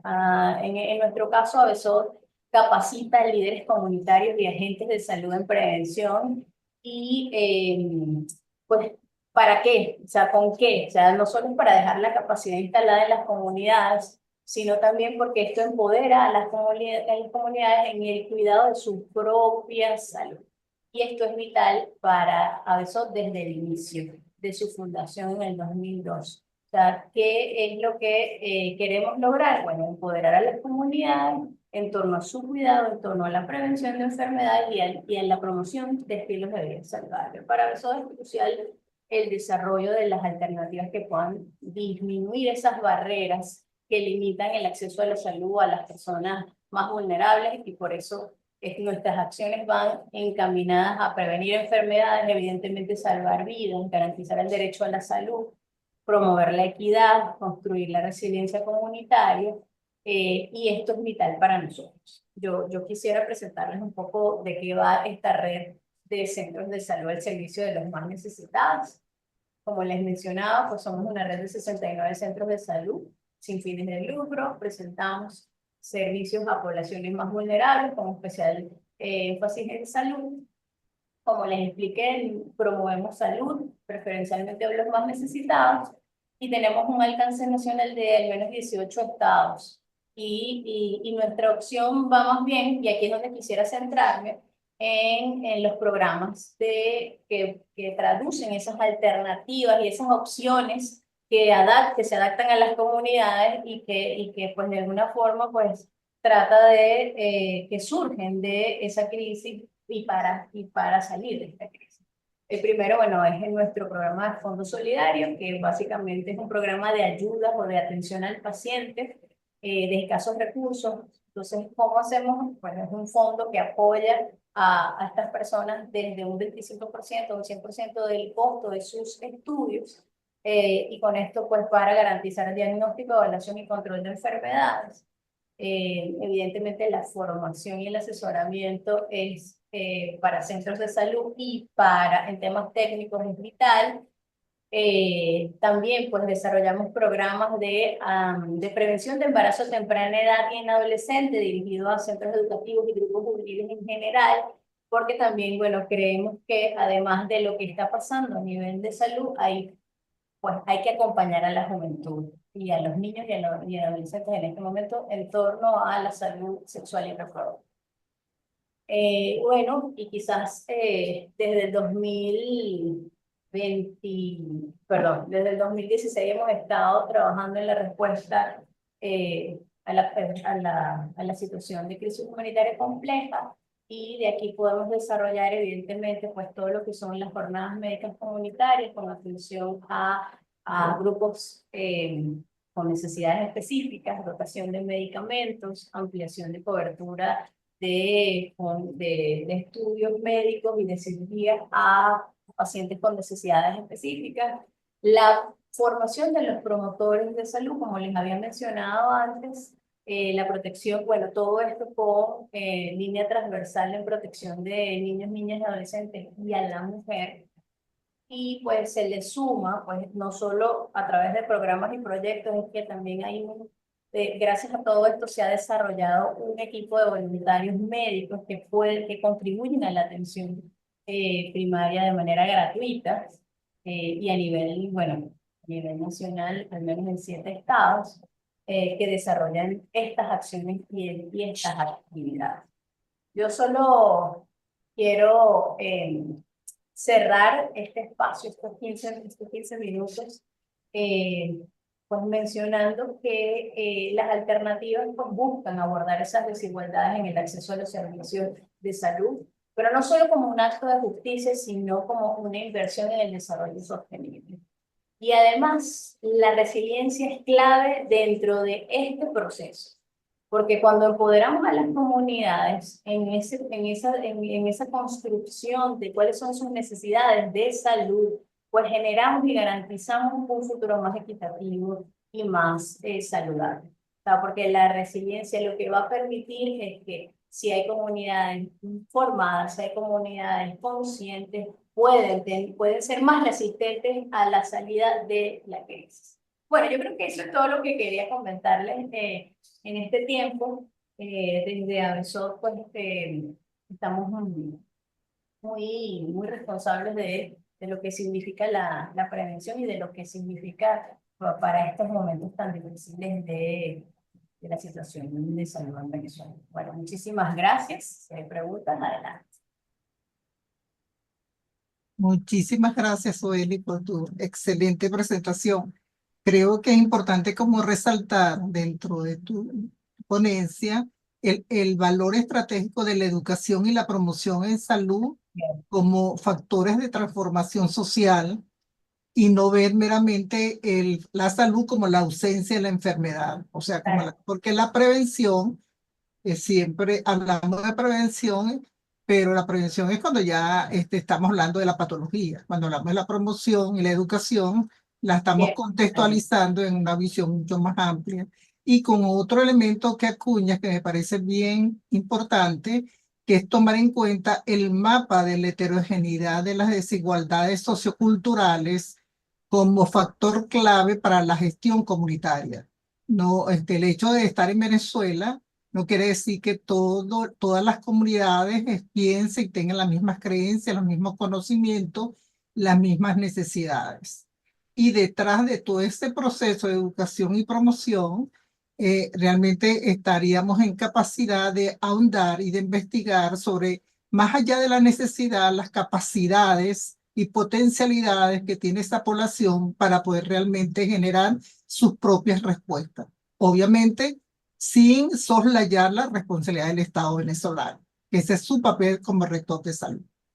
Muchísimas gracias. Gracias. Bueno, pasamos ahora a nuestra última ponente, que nos vamos a introducir con Carmen Elena Brito.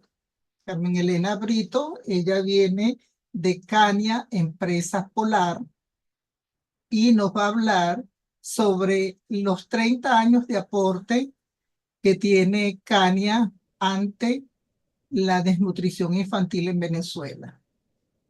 ¿Qué pasó? Que se congeló. No, Bailde, ¿estás bien? Ah, yo veo, ok. Bueno, vamos a hablar un poco sobre Carmen Elena Brito, que es la gerente general de Cania. Ella es psicóloga, egresada de la UCAP, especialista en desarrollo infantil y sus desviaciones, magíster en desarrollo infantil y sus desviaciones, un doctorado que está en curso, una maestría especial en niños en edades con problemas de lenguaje y de lectura. Además, Carmen Elena ha ocupado diferentes posiciones directivas gerenciales, como igualmente en el campo de la investigación de la docencia, tanto a nivel de la organización CANIA como a nivel de otras instituciones. Entonces, Carmen Elena, te escuchamos. Bueno, muchas gracias por la invitación.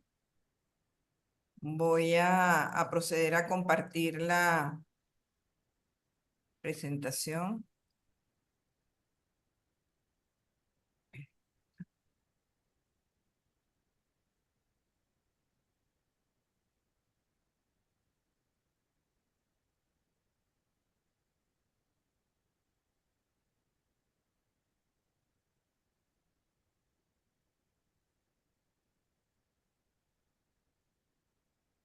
No, creo que me equivoqué de presentación.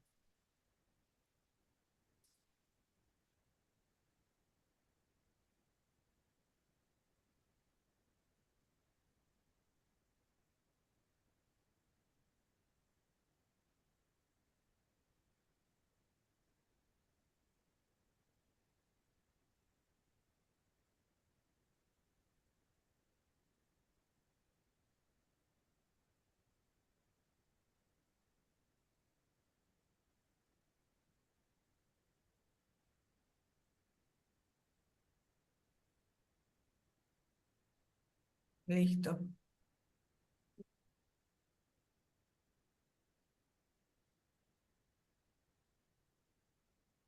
Bueno, buenas tardes. Muchísimas gracias por la invitación y por haber considerado a Cania en este evento como una oportunidad de ver, bueno, lo que se está haciendo, lo que estamos haciendo en la sociedad civil y especialmente en lo que es el compromiso social empresarial, en este caso de Empresas Polar. Cania está cumpliendo 30 años, se dice fácil, pero son 30 años de recorrido en donde hemos tenido una evolución muy interesante y bueno, como todos sabemos, un contexto país muy cambiante y hemos ido pues adaptándonos a toda esa realidad y a esos cambios y demandas que ha tenido nuestro país. Por lo tanto, Empresas Polar ha seguido pues allí apoyando esta situación y apoyando al Centro de Atención Nutricional Infantil de Antímano, Cania, como parte de su compromiso social con los niños, embarazadas y familias de la parroquia Antímano y de toda Venezuela. Porque al final no es solamente comenzó con apoyo a la parroquia, pero ahora la idea es ha sido poder apoyar a todo el país. Tuvimos una idea inicial que nace de la necesidad o del deseo de Empresas Polar de que este lugar donde está ubicado Cania, donde fue su primera planta de cervecería polar, se dedicara a algún proyecto que devolviera a la comunidad de Antímano el haberlos recibido en el año 1941. Se hicieron una revisión de diferentes experiencias previas, no solo en Venezuela, sino en otros países. Se hizo una consulta con la comunidad y con especialistas. Ahí vemos algunos de los especialistas a nivel nacional e internacional con los que se consultó. Y finalmente se hizo un consejo asesor de manera de poder desarrollar el proyecto, que se dedicó al área de la nutrición infantil. Cania inicia entonces sus actividades el 17 de julio de 1995, con lo que este 17 de julio cumplimos los 30 años de gestión. ¿Cuál es nuestra misión? Fortalecer el capital humano y social a través de la prevención. Ya en un momento que estoy aquí tapando con los... Ok. De la prevención y atención integral de la condición nutricional infantil y familiar, la producción de conocimientos y capacitación en salud nutricional y áreas relacionadas para lograr cambios positivos sostenibles en la comunidad en general. ¿Qué quiere decir esto? Que no solamente es la atención de la condición nutricional o de la malnutrición, sino también todas las acciones preventivas que podamos desarrollar en pos de mejorar la condición nutricional de los niños y también el desarrollo de conocimientos y capacitación, todos los aportes que podamos dar con base en nuestra experiencia para poder seguir avanzando en el país en cambios que sean positivos y sostenibles. ¿Cómo lo hacemos? Con un enfoque integral interdisciplinario que considera médicos, nutricionistas, psicólogos, trabajadores sociales, educadores, de manera de que este enfoque integral y esta visión interdisciplinaria pueda verdaderamente atender la causalidad compleja que tiene la malnutrición, de manera de ofrecer una respuesta no solo a la situación alimentaria y nutricional, sino actuar de manera intensiva a nivel clínico, comunitario y, como decía, académico también, y de público en general. Contamos con 3 programas: el programa de atención a la malnutrición, el programa de desarrollo comunitario y el programa de gestión del conocimiento. El programa de atención a la malnutrición es el que está dirigido a la atención integral de niños, adolescentes y embarazadas para prevenir el bajo peso al nacer. Y además considera el fortalecimiento personal y desarrollo de recursos en el niño, la madre y su familia. ¿Qué quiere decir esto? Que como es un enfoque integral interdisciplinario, se trata de fortalecer no solamente o de mejorar o de avanzar en todo lo que es el tema de la condición del niño, sino que se fortalece a esta madre y a este grupo familiar de manera de que verdaderamente sea sostenible. Se buscan todos esos recursos que puedan tener cada uno de ellos para que haya cambios que sean determinantes para que esto no se siga repitiendo, para que haya verdaderamente cambios y avances en su situación nutricional. Atendemos la malnutrición por déficit, la malnutrición por exceso y la malnutrición secundaria a otras patologías crónicas.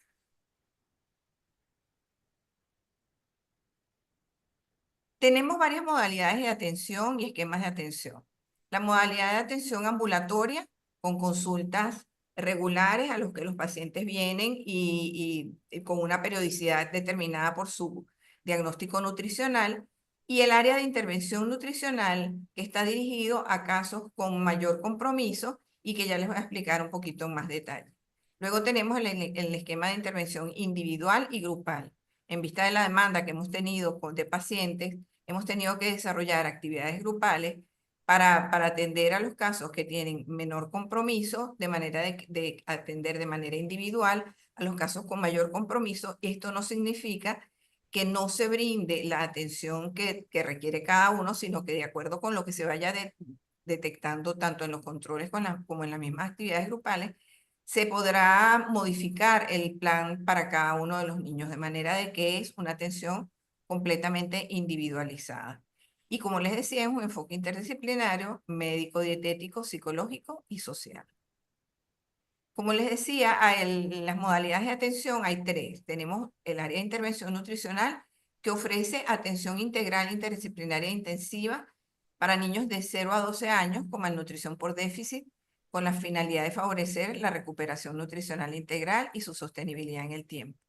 Las 3 estrategias incorporadas son el área de recuperación nutricional, donde los niños pueden permanecer durante 8 horas al día por 2 meses continuos, con un seguimiento individualizado, y también siguen atendiendo algunas atenciones grupales de manera de mantener el fortalecimiento en el área social, en el área psicológica, y está dirigida a niños con desnutrición grave y moderada de causa primaria o secundaria, o eutróficos que puedan estar en riesgo por tener alguna situación de conducta alimentaria alterada que podamos presumir que pueda en un futuro tener alguna problemática nutricional. Luego tenemos la atención educativa en semi-internados, una atención intensiva que durante una semana ofrece sobre todo educación, fortalecimiento presencial a la madre y al niño en simultáneo, en el cual se fortalecen todas las áreas, todos los aspectos relacionados con la condición nutricional. Y es para niños con edades comprendidas entre los 6 y los 12 años con desnutrición subclínica leve y moderada y talla baja.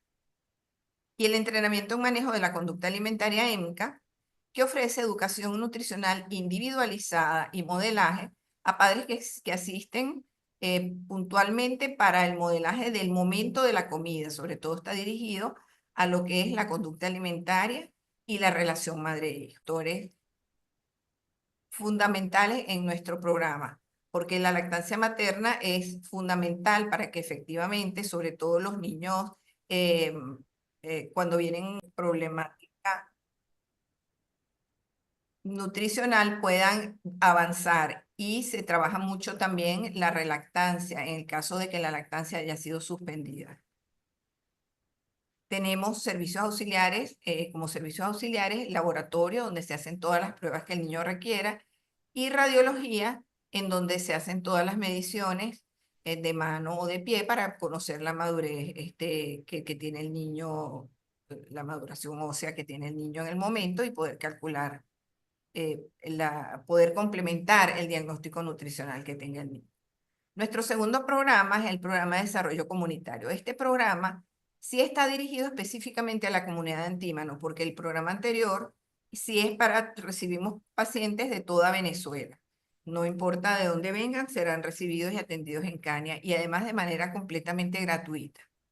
El programa de desarrollo comunitario tiene como objetivo prevenir la malnutrición y promover la salud nutricional integral en niños, niñas y adolescentes y embarazadas de la parroquia Antímano, con estrategias de evaluación, sensibilización, capacitación, movilización y actualización. Está, como les decía, dirigidos específicamente a la parroquia Antímano porque se hacen visitas, actividades presenciales del personal de Caña, de manera de que estamos ubicados nosotros en la parroquia Antímano y por eso podemos desarrollar todas estas acciones en nuestra parroquia. Tenemos 4 componentes: uno dirigido a la comunidad educativa, otro al personal de salud, otro a las familias y organizaciones sociales, y otro a la formación de promotores comunitarios de salud. Hacemos énfasis en la vigilancia de la situación alimentaria y nutricional, con mediciones continuas, tanto en escuelas como en centros de salud, y todo lo que son organizaciones sociales, refugios, complejos habitacionales, de manera de poder conocer cuál es la situación alimentaria de la parroquia y qué acciones debemos o bien implementar o bien actualizar con base en lo que ya estamos desarrollando. Hacemos cursos, talleres, acompañamiento, modelaje in situ, es decir, todo aquello que tenga bien favorecer las acciones en la comunidad. Además, desarrollamos eventos especiales, en este caso la Semana de la Alimentación es una actividad emblemática de Caña que rodea lo que es el Día de la Alimentación, pero es una semana completa con una serie de actividades recreativas, educativas para los niños y los docentes, que ha sido verdaderamente positiva y valorada por todas las escuelas. También nos incorporamos en la Semana de Promoción de la Salud, promovida por la Organización Mundial de la Salud, con diferentes actividades, y la Semana Mundial de la Lactancia Materna, promovida por la Alianza Mundial Pro Lactancia Materna, con distintas actividades que se van desarrollando durante esa primera semana de agosto. El último programa es el programa de gestión del conocimiento, que, como les decía, pretende o busca generar y divulgar conocimientos en temas de alimentación, nutrición y desarrollo psicológico y social, ya que todo aquello que nosotros desarrollamos se genera desde este programa a nivel educativo, a nivel formativo, de capacitación, pero también se recoge toda aquella información que vamos obteniendo de cada una de las acciones que vamos desarrollando, que comprende educación formal con pasantías profesionales, actividades educativas de distinto tipo, charlas, talleres o diferentes propuestas que desarrollamos a nivel formal con las universidades, y visitas pedagógicas, que es cuando de alguna institución nos visitan y aprovechamos para hacer algún tipo de formación específica. La educación formal incluye todo lo que son los eventos científicos en los cuales participamos o nosotros desarrollamos la proyección educativa institucional, hacemos una campaña educativa institucional anual con temas específicos para fortalecer, de acuerdo con la situación que evaluamos en la comunidad o en nuestros pacientes, estrategia de promoción de alimentación del lactante niño pequeño, y estrategia Espero y Aprendo en sala de espera, porque se aprovechan todos los espacios de Caña y todos los momentos en que el paciente está aquí en Caña para hacer actividades educativas o informativas, y la investigación, por supuesto. Queremos destacar también nuestras publicaciones.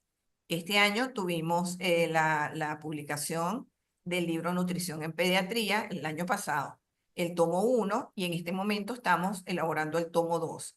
Es un libro que está en edición digital en nuestra página web, que pueden descargar de manera gratuita y que está dirigido a médicos en formación, a estudiantes de medicina, de nutrición y áreas relacionadas, como una contribución que tenemos directamente a la educación.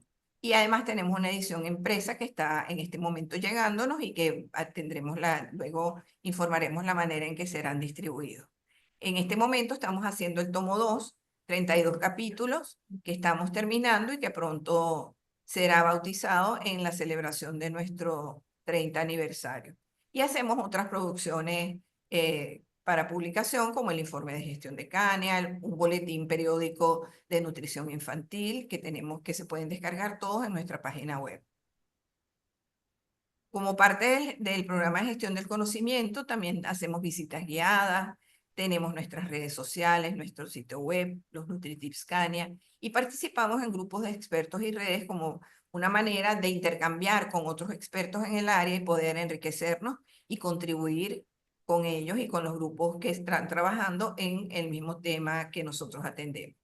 Además tenemos otro tipo de publicaciones como folletos, trípticos y bueno, como les decía, las redes sociales, NutriTips y sitio web. Y hacemos videos y micros de acuerdo con la demanda y necesidad que podamos tener. Nos pueden encontrar en las redes sociales, donde tenemos producción tanto informativa como formativa continua. Y bueno, para cerrar, Kania representa el compromiso social permanente de Empresa Escolar con niños, adolescentes, embarazadas y familias más vulnerables. Y bueno, contamos con una metodología que se ha mantenido a lo largo del tiempo, que hemos ido fortaleciendo y enriqueciendo a lo largo del tiempo, que es flexible, que se adapta al contexto y que mantiene su enfoque interdisciplinario, la evaluación continua, es gratuito, como les decía antes, y las alianzas como eje fundamental para nosotros. El trabajar con otras organizaciones de manera complementaria es lo ideal y es lo que nos va a ayudar pues verdaderamente a avanzar en nuestros objetivos y en los objetivos compartidos. De manera que con esto terminamos. Les doy las gracias y les pongo las coordenadas en caso de querer contactar a Kania o obtener más información. Muchísimas gracias de nuevo por la invitación.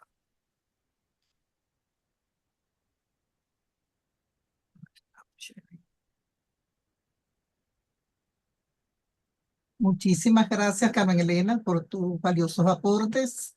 Se introduce un modelo, un enfoque de la educación y la promoción en salud desde el punto de vista transdisciplinario, pero lo interesante que se articula todo ese trabajo de educación comunitaria con el lado, la arista clave de los profesionales en salud actualizados en las áreas de competencia, siempre con un objetivo que es la nutrición.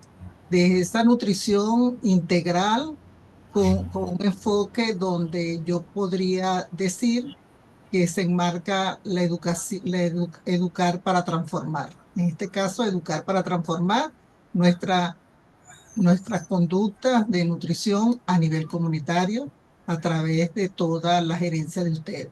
Muchísimas gracias por tu participación. Ahora vamos a tomarnos un tiempo para preguntas y respuestas, ¿no? Donde esperamos que seamos bien precisos en las preguntas para que tengamos oportunidad de oírnos todos. Vamos, Andy. Bueno, hay unas preguntas para Julio. Julio, ¿las vistes o las leo?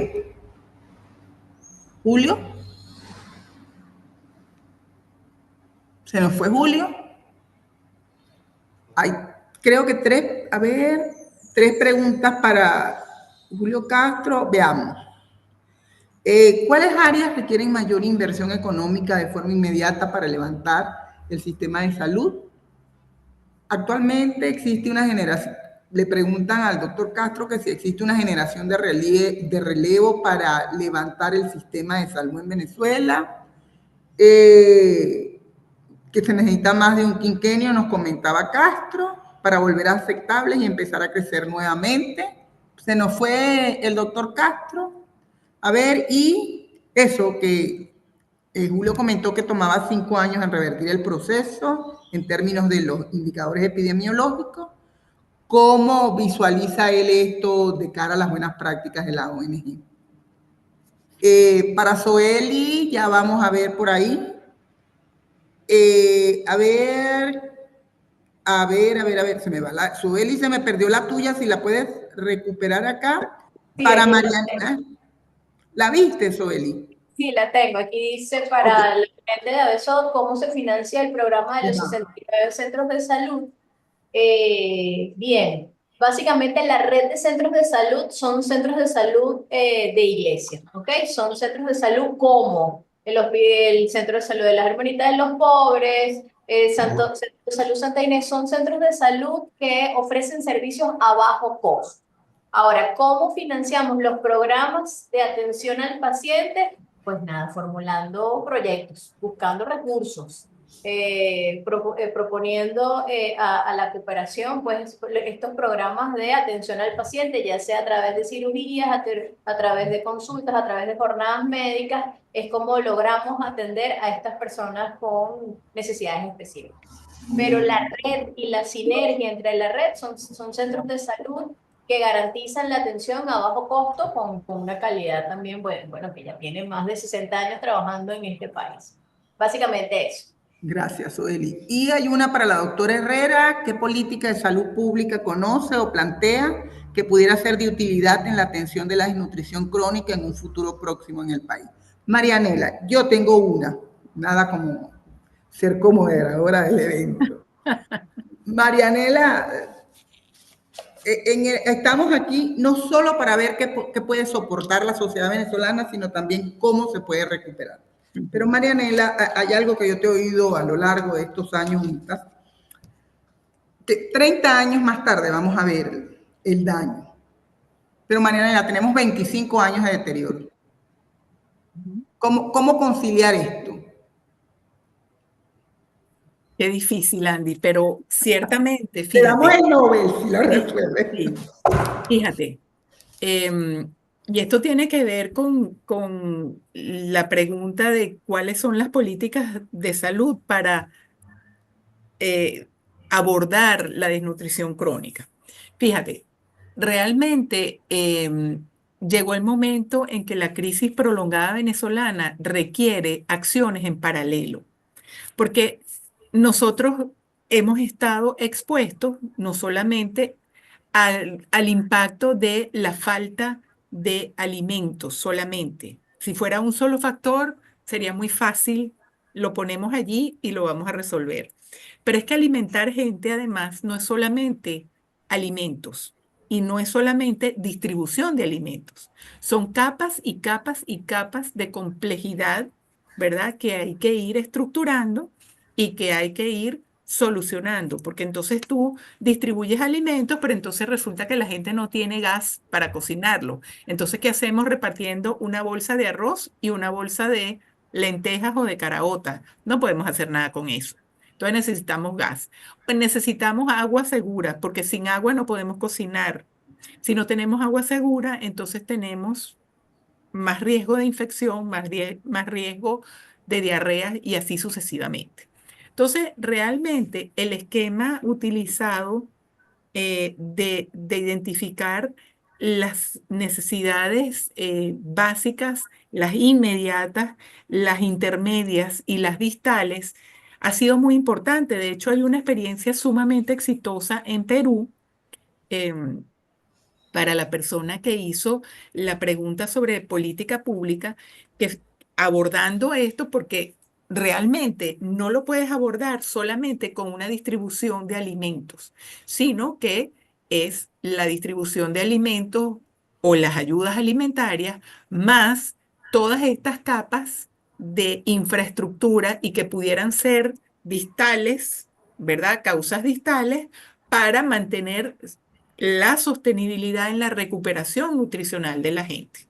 Entonces, porque si no, nos quedamos dando vueltas en círculos, en ese círculo vicioso. Y, por ejemplo, lo hemos comentado en otros espacios, ya como tú bien lo mencionas, Anti, hay 25 años de deterioro, ¿verdad? Ya hay una generación que los niños que nacieron hace 10, 15 años tienen un importante riesgo o una buena proporción de ellos, tienen un riesgo importante de tener una discapacidad cognitiva, tienen un riesgo importante de tener una secuela si no se intervino adecuadamente y no se mejoró adecuadamente y si no ha habido una continuidad en ese progreso. Entonces, llegado el momento, bueno, nosotros vamos a tener que pensar en políticas no solamente para recuperación nutricional y el abordaje tanto de la desnutrición crónica como la desnutrición aguda con todas estas causas distales, intermedias e inmediatas, sino que tendremos que empezar a pensar en cómo incorporar a esa población discapacitada a la sociedad con modelos de atención, con infraestructura que se tenga que desarrollar porque lo vas a ver, o sea, lo vas a ver cuál es el niño que estuvo expuesto a la deficiencia de hierro en los primeros años de la vida y que no logra una función prefrontal neurológica adecuada. Y lo vas a ver, por ejemplo, en los desarrollos deficientes del cerebro porque no hubo aporte de ácidos grasos esenciales suficientes durante el embarazo o no hubo colina. Ahorita es el nutriente que se está estudiando y, por ejemplo, la población venezolana hace 10 años tenía una deficiencia en mujeres de edad fértil de más del 80% de consumo de colina, que es un nutriente que es el que da la justificación para los programas que son un huevo al día, por ejemplo, para asegurar el bienestar cerebral de los niños en crecimiento, ¿no? Porque son ricos, los huevos son ricos en colina, la yema del huevo, y así sucesivamente. Entonces, tenemos capas y capas y capas de complejidades, porque obviamente, como lo hemos dicho, si fuera un solo factor sería muchísimo más fácil, pero tenemos múltiples dimensiones, tenemos múltiples capas de problemas que hacen sumamente difícil el abordaje. Imposible no es, se puede. Lo hicieron en Perú en un par de comunidades de suma desprotección y lograron reducir la desnutrición crónica en estas comunidades desde un 57% hasta un 11%, desde el año 2000 que se está trabajando hasta el año 2023. Vimos el estudio con mucho gusto y fue realmente bien interesante ver la explicación del proyecto y creo que es un modelo a seguir cuando podamos. Gracias, Marianela. Creo que, Marianela, vamos a oír a Zoeli si quieren luego hacer un cierre. Si mi coordinadora del panel de salud quisiera agregar algo, luego que oigamos a Zoeli. Yo abrí, Bailde, te toca cerrar. Agradecerle, pues, antes de mi cierre, a los 4 panelistas que nos han acompañado. Ha sido sumamente interesante. Yo, de lo que se... Como dije, pues con Marianela tengo una relación muy cercana, con el doctor Castro lo oigo frecuentemente en sus intervenciones. El trabajo de ABESOP no me es extraño porque alguna vez hice un trabajo de campo y ABESOP estuvo entre mis fuentes. El trabajo de Kania es quizás el que me ha llamado la atención en términos de mi desconocimiento sobre él. A todas pues les agradezco. Zoeli, por favor, dinos sobre este financiamiento. Financiamiento y Bailde, cierra tú, por favor. No es nada del otro mundo. Para financiar estos programas, pues básicamente nos apalancamos de organizaciones nacionales, el sector privado, también tipo Fundación Empresas Polar financia, el Fondo Solidario para la Salud, tenemos organizaciones francesas de salud, porque siempre tratamos de afiliarlo con otras organizaciones internacionales que tengan nuestros propios fines, que financien cirugías, o como por ejemplo la Chaîne d'Espoir, o Cadena de la Esperanza, porque de francés no sé nada, y otras organizaciones, igualmente relacionamiento con la OPS, por supuesto pertenecemos al clúster de salud y estamos alineados en esas políticas. Y me referías y bueno, evidentemente como son programas de cooperación internacional, todo eso es de atención gratuita.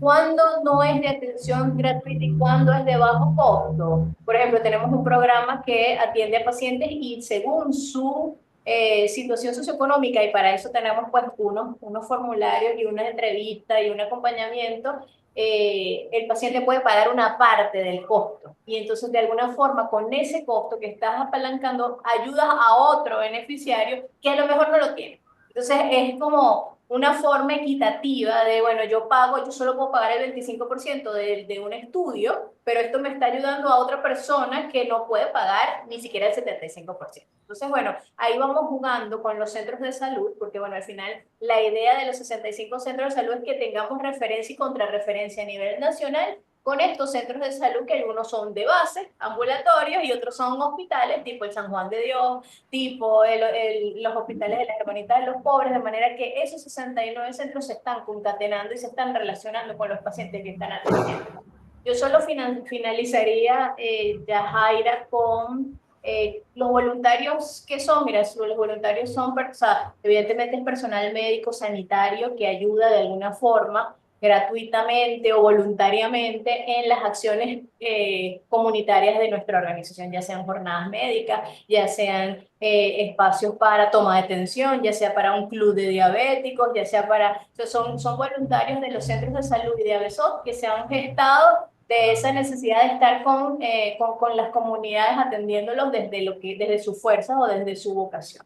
Básicamente es eso. Yo solo agradecerles el espacio, me pareció súper interesante todo lo que se ha manejado, gente muy valiosa, y bueno, y todo lo que podemos hacer juntos. Así que muchísimas gracias. Bueno, muchísimas. Nos resta de darle nuestro agradecimiento a cada uno de ustedes, al doctor Castro, a la doctora Marianela, a ti, Zoeli, a Carmen Elena de Cani Empresas Polar.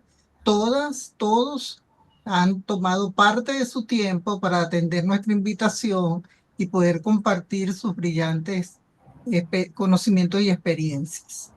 ¿Qué nos queda en evidencia, entre las evidencias de esta tarde de el tema general de la resiliencia en salud? Que necesariamente tenemos que enfocar la salud no como ausencia de la enfermedad, sino como calidad de vida, como un valor de calidad de vida y desarrollo humano, y que eso implica un compromiso, obviamente, del Estado venezolano, que brilla por su ausencia. Está dando respuestas la sociedad civil, que esta tarde hemos tenido el privilegio de compartir con dos de ellas, con Zoeli y con Carmen Elena, y nos queda realmente desde nuestros diferentes espacios, como investigadores, como docentes, como estudiantes, como ciudadanos a pie, como comunidades educativas, como comunidades de condominio, todos realmente articularnos y buscar mecanismos para realmente organizarnos y buscar formas concretas de ver la salud, no cuando tengamos que salir corriendo por una emergencia, sino que la salud debe ser parte de nuestro patrimonio, nuestro capital humano, que lamentablemente no lo vemos así. Sentimos la salud cuando no la tenemos, que salimos corriendo. Entonces yo creo que este congreso, que nos tocó la responsabilidad de abrir con el tema de salud, nos deja ese compromiso a todos los participantes en sus diferentes espacios y quehaceres. Como docente tienen el efecto multiplicador, así como habla Zoeli de las redes, y Kania también habla de las redes. Cuando se tiene un salón de alumnos de clase, ese potencialmente es una red de la producción y de la gestión del conocimiento. Entonces ahí hay una capacidad potencial para transformar. Desde los investigadores, ver la investigación en salud más allá de aspectos puntuales para conectarla a nuestra vida de la sociedad cotidiana.